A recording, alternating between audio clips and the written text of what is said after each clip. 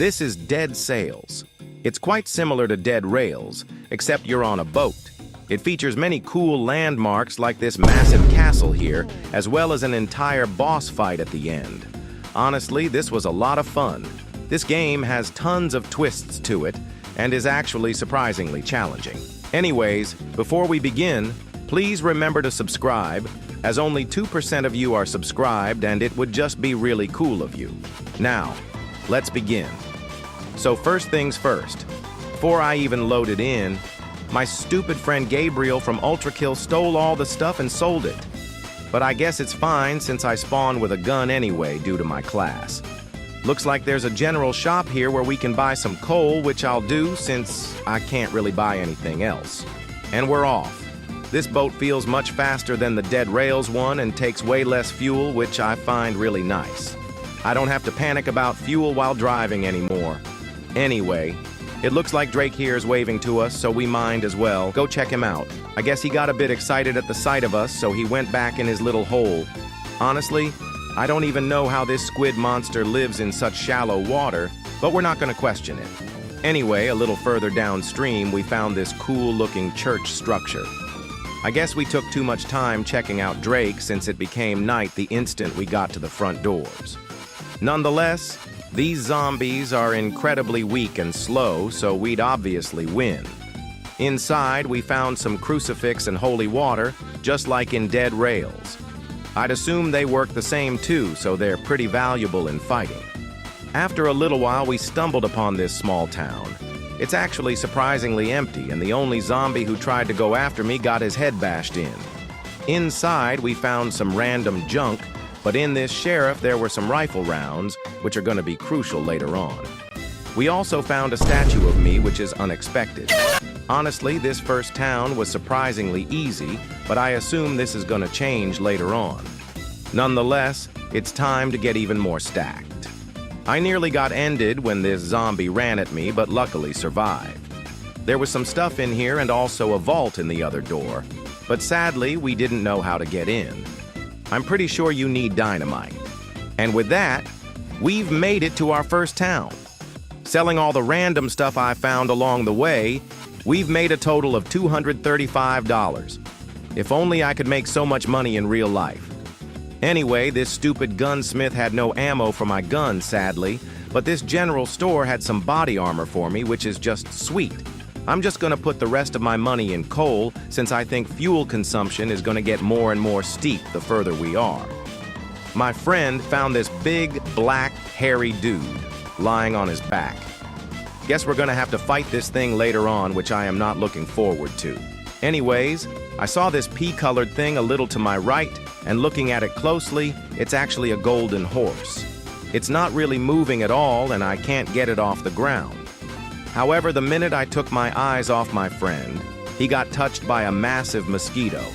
This guy came right for me, but I'm just gonna let it happen, since I'm actually kinda curious.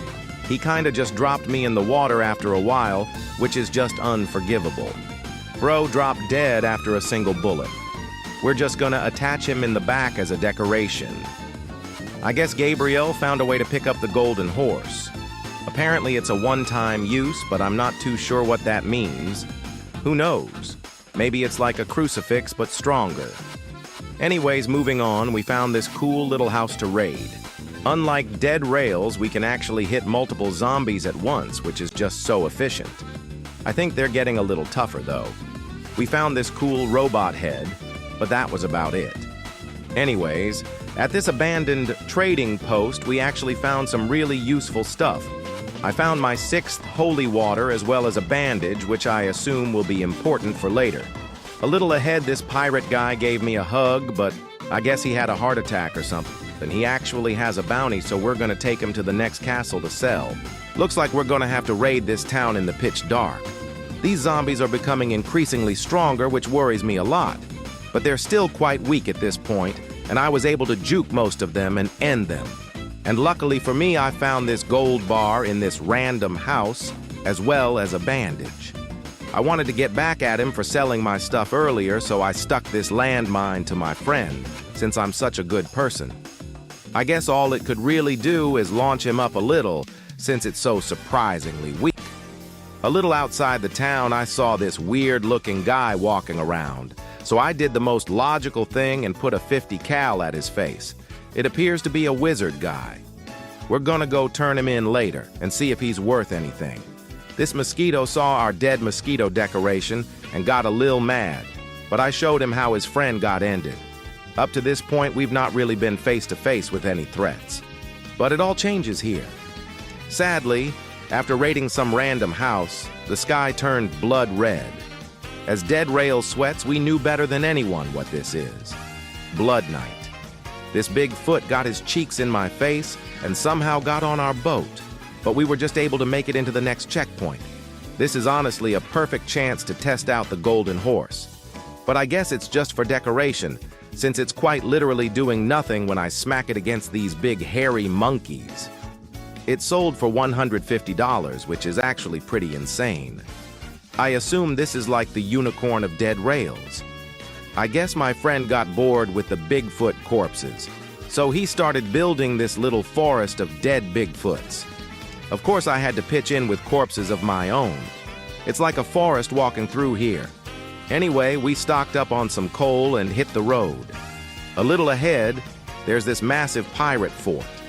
These pirate guys defending the fort have no guns for some reason, so they were incredibly easy to end. There isn't really anything up here, but we did find a doubloon.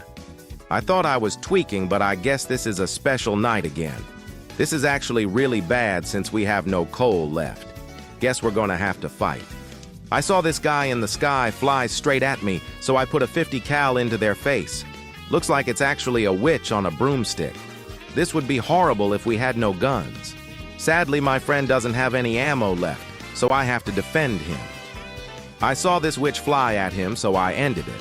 But I guess it triggered something in the Bigfoots, causing them to release all their built-up rage directly at my friend. This rage quite literally shook the entire ship. And just like that, he's vanished. According to him, he's been flung super far with the Bigfoot arms trying to grab at him. I guess my friend is just gone now. Carefully, I calmed these Bigfoots down by putting them in my sack one by one. Sadly, I had to burn them since we have zero fuel. Looks like the train is taking way more fuel than it was before. All of those Bigfoots barely got me to the next town. Zombies appear to be way tougher now. This one dude took a bullet to the face and even an axe hit. They also can keep up with me now in terms of speed and deal a little more damage. They're actually a bit of a threat now. But luckily, I have tons of holy water saved, and a single holy water was able to one-shot all of these zombies here. This thing is crazy overpowered. They crowded me again so sadly I had to use another one. Looks like they're actually dealing decent damage now. And the loot here absolutely sucks, except for a med kit. Things are actually getting kinda bad. My teammate died to the rage of the deceased Bigfoots, and now I'm stranded with very little fuel, and these zombies are genuinely getting strong. I figured stopping would waste too much fuel, so I foolishly just glided past this checkpoint here. But this is probably the stupidest thing I've ever done. The minute I ran out of fuel, it became Blood Night. These Bigfoots aren't too much of a threat by themselves, but in a large group, they can deal very heavy damage. I ended up popping holy water so I don't have to take any damage. Got a 2-in-1 deal when this guy tripped on the spilled holy water that I threw earlier. I don't really want to use more, so I ended up trying to shoot this guy, but I guess I ran out of bullets. Tried using this med kit, but I guess this zombie has some special ability. Yeah, that was just not fair. However, my friend here actually bought us a full revival, so we just picked up where we left off. We finally had access to all the coal in my friend's sack, and I also bought a revolver with some of the stuff in his sack. Anyway, first we raided these barracks. Inside, we found our first bit of shark oil, which I assume functions just like snake oil. These zombies are genuinely becoming a threat now. They're way faster and stronger than before, but they're still beatable. But sadly, it was nighttime, and we had run out of coal. I guess my friend was doom-scrolling or something since he just let these zombies beat him up like a good boy. Sadly, I couldn't revive him with bandages, so I guess he's gone for good now. I stuffed the last bit of our coal into the fire and took some of his gear. So now I see these towns are actually getting bigger. This is the first big town I've encountered yet, so we're gonna see if we can beat it. These zombies are actually super fast now, so I gotta maintain my distance. Looks like we got a cute little town square here, which is pretty neat. Sadly, I can't take any of the food though, but I assume it's all rotten. I don't even know how, but this one dude ate 2 headshots and still tried to come at me. They keep on trying to backstab me, and it's actually starting to chip away at my health. But luckily, there were some bandages in the houses to heal, so I took advantage of that. Anyway, I just skipped an entire section of the town since it was getting late, and it would be way too risky to fight too much now. When I tried to go into the church, I got jumped by 4 random zombies, so sadly, I had to use yet another holy water. It should not be able to one-shot them, though. This is way too overpowered. The bank barely had anything in it, but I spotted this weird cave thing that I wanted to open up. I remember seeing a key somewhere, but sadly, the worst thing possible happened. Blood Night. I mean, honestly, it wasn't that bad. I just kinda stood on a tree for 5 minutes. Anyway, the next morning I took this key and mashed it against the cave door. Guess this isn't actually part of the game, but I see there's zombies in there hitting me, so I threw holy water at them. Anyways, when I was trying to leave, this friendly guy came for a visit. He didn't really get to do much except shake his cheeks violently in my face. Luckily, I had just enough fuel to get to the next checkpoint, but the turrets aren't working for some strange reason. I ended up just taking this guy out myself. However, now I am completely out of holy water and my inventory is completely empty.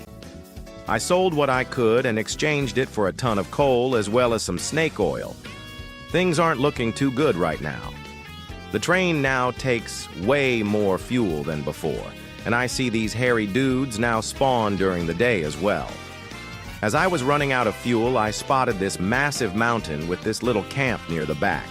These zombies and pirates are way bigger of a threat than before, but they still don't stand too much of a chance. We honestly have to hurry to the next town now, since another Blood Night could get super dangerous. Luckily, I had just enough fuel to make it to the next town. Since I'm super broke and we have like 9% fuel left, I had to go out at night and hunt zombies. I also ended up selling my rifle since it's pretty much useless now that I'm out of ammo. With the coal I bought and the zombies I burned, we barely had enough fuel to make it to the next mountain thingy. Here, I just ended even more of these bots and burned them, bringing me barely before the next checkpoint. Luckily, I had a pirate saved from earlier, which I used to buy some more coal. We were able to get a church pretty close to the checkpoint, so I looted it and used it to buy some more fuel. And finally, I see a break to this annoying cycle. This beautiful castle must be stacked with loot, but I suppose this big and hairy monkey won't let that happen. I tried shooting at him, but my shots either missed or dealt barely any damage. Not to mention, he was literally sprinting at me with the rage of the entire Bigfoot forest. I somehow got on top of him, and my gun just stopped hitting him. I tried using my shovel, but it dealt even less damage. I have no choice but to try out this shark oil item. However, it's actually so incredibly cheeks compared to the Dead Rails one. It healed me enough to recover from a single one of his hits, and I got brutally touched. Since I have such an incredible skill issue, I'm going to be playing with this dev who teleported me back to the castle. He gave me this super cool class titled Mental, which basically allows you to run super fast.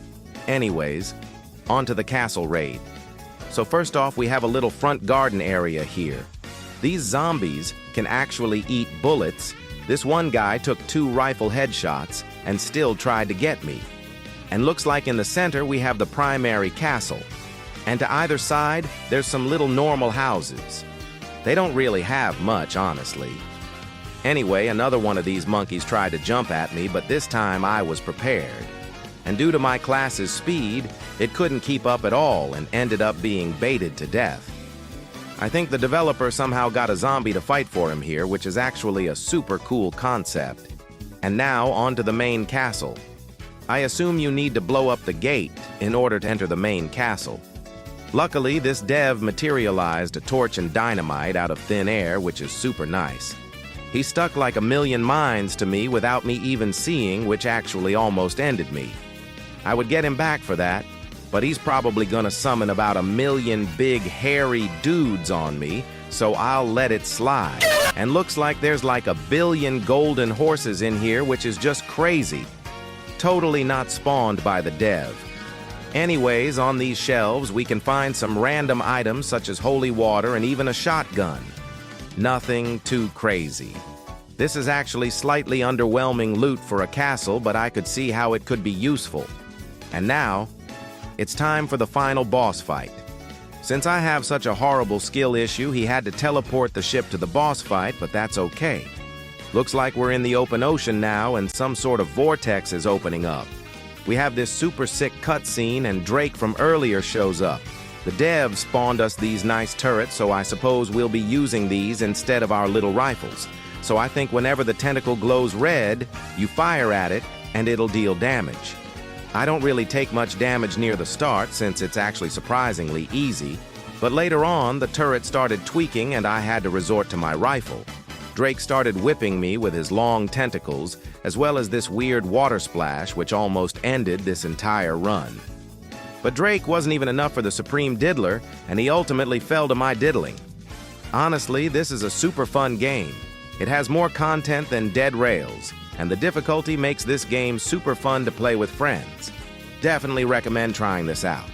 Anyways, thank you for watching, and have a nice day. Goodbye.